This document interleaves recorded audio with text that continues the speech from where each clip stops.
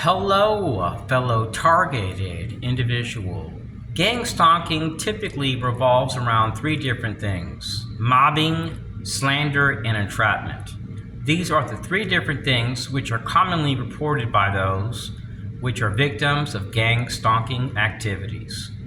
Every single victim of gang stalking activities typically reports the following: harassment by ex-military personnel, active duty military, local cops, sheriff association partners, citizens corps programs.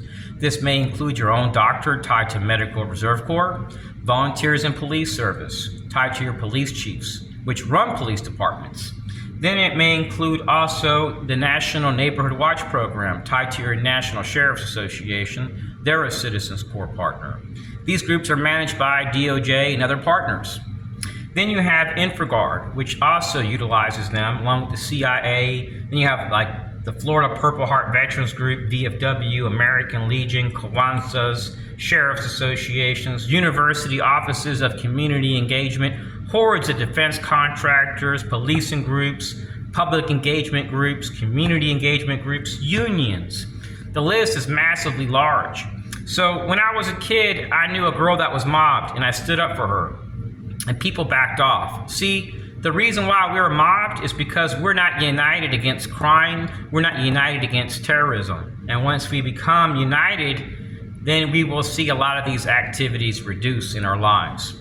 The second point that I want to talk about is slander. In every single state, you'll be slandered. And it typically revolves around the utilization of elderly veterans, Freemasons, ex-military, active duty military, and so on. So the reason why you're being slandered by these people in your neighborhood is because they're tied to local civic groups. A lot of them are retired, and their word is taken as being the gospel truth. So if you're ever harassed by an elderly veteran, a lot of times it's because information was passed down to them, and when they talk to their neighbors and say, this guy's this, he's that, they'll believe it and they'll go along with these activities. The third point that I want to stress is entrapment. Every targeted individual experiences entrapment. In every single state, I've documented people that wear green uniforms and gold star badges, typically in the security rooms. And then when I leave a place after being harassed, they exit with the perp. That's not the case in all cases. A lot of times these people are from outside of your county, and there's a few cases where I have not found these people listed under no documents in Florida, which indicates that some of this stuff is based on disguises and uniforms and clandestine activity. But there have been a few cases where I have located deputies which are in fact funded by the state of Florida. These activities are similar to what was recorded by one news team in Tampa, which documented families being harassed due to a program called like Palantir, which was supported by the FBI, CIA, and other partners. They were trying to push that into the community so they could target people. So gang stalking, fellow TIs, is all about destroying people's lives.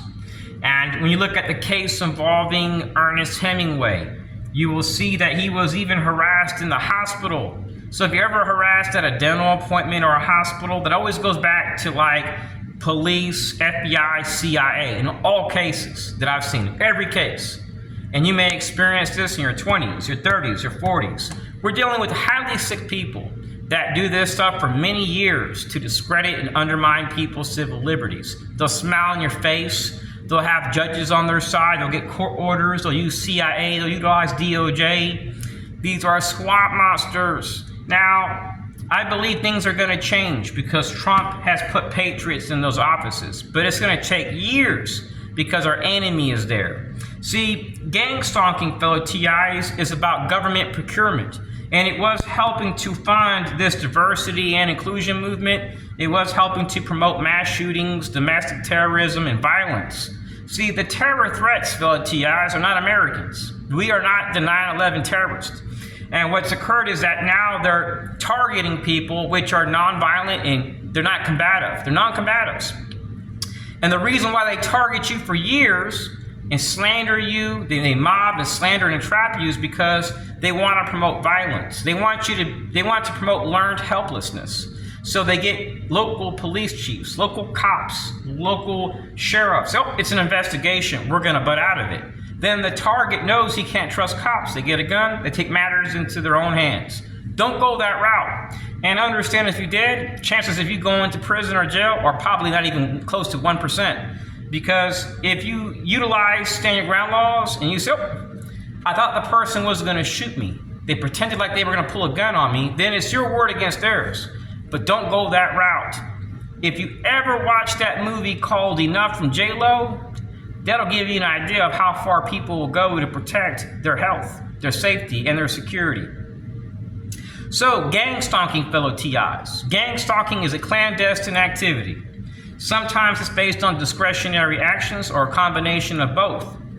And you're always going to notice the same thing. This always goes back to the system. Say no to violence, say no to terrorism, save up money. And when you can, leave the country.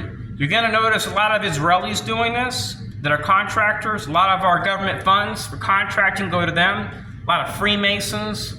You may notice British people. Don't hate these people, fellow TIs, but understand that the terror threat is not foreign, it's domestic.